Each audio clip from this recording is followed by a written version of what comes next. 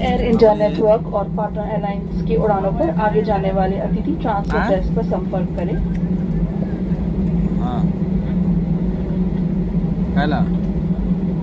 कृपया अपने सामने बैठे अतिथियों को पहले बढ़ने दें। जिन अतिथियों ने व्हीलचेयर की बुकिंग की है वो अपनी सीट पर ही बैठे रहें। अन्य सभी अतिथियों के उतरने के बाद आपकी सहायता की जाएगी।